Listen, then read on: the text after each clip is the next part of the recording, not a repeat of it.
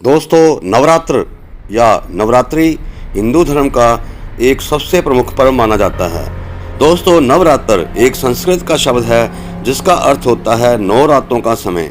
इन 9 रातों और 10 दिनों के दौरान माँ भवानी के अलग अलग 9 स्वरूपों की यानी शक्ति की पूजा शक्तियाँ प्राप्त करने के लिए की जाती है। दोस्तों, इन 9 दिनों को दिव्य शक्तियों से भरे हुए पवित्र दिनों में माँ दुर्गा यानी शक्ति की पूजा और आध्यात्मिक साधना के लिए सर्वोत्तम समय माना जाता है। दोस्तों, हर एक साल में माघ, चैत्र, आषाढ़ और आश्विन माह में 4 बार नवरात्र आते हैं। यह पवित्र उत्सव चंद्राधारित हिंदू पंचांग के अनुसार चैत्र, माघ, आषाढ़ और अश्विन मास में शुक्ल पक्ष की प्रतिपदा से शुक्ल पक्ष की नवमी तक मनाया जाता है।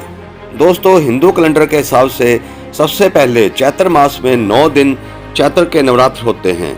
दोस्तों, हिंदू धर्म में चौमासे में जो बड़े बड़े शुभ कार्य स्थगित किए गए होते हैं उनके आरंभ के लिए साधन इसी दिन से भी जुटाए जाते हैं। क्षत्रियों का यह बहुत बड़ा पर्व है। इन्हीं दिनों में ब्राह्मण और दूसरे हिंदू सरस्वती पूजन तथा क्षत्रिय शस्त्र पूजन आरंभ भी करते हैं। दोस्तों, हिंदू पंचांग के अनुसार इस वर्ष चैत्र नवरात्रि का पर्व शुक्ल प्रतिपदा 30 मार्च से शुरू हो रहा है। इस दिन अभिजीत मुहूर्त के साथ साथ सर्वार्थ सिद्धि और अमृत सिद्धि योग का अद्भुत संयोग भी बन रहा है। दोस्तों, इस साल चैत्र नवरात्रि की शुरुआत रविवार 30 अप्रैल से शुरू होकर और समापन रविवार को ही 6 अप्रैल को हो रहा है। इस बार तिथियों में परिवर्तन होने के कारण अष्टमी और नवमी एक ही दिन पड़ रही है, इसीलिए चैत्र नवरात्रि 8 दिन की ही होगी।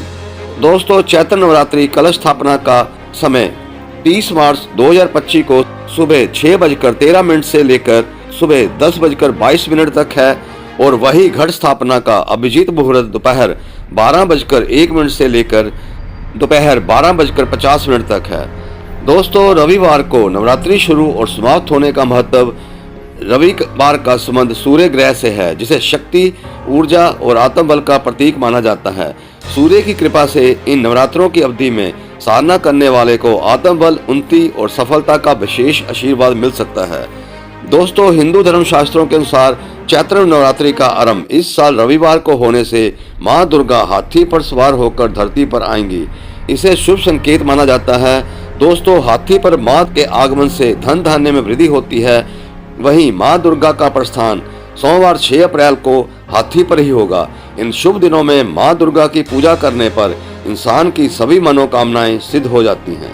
दोस्तों, अगर आपको मेरी यह जानकारी सही लगी हो तो कृपया मेरी इस जानकारी को लाइक, शेयर करने के साथ साथ मेरे चैनल को सब्सक्राइब जरूर करें। धन्यवाद। जय माता दी, जय हिंद, जय भारत। आपका समय शुभ रहे।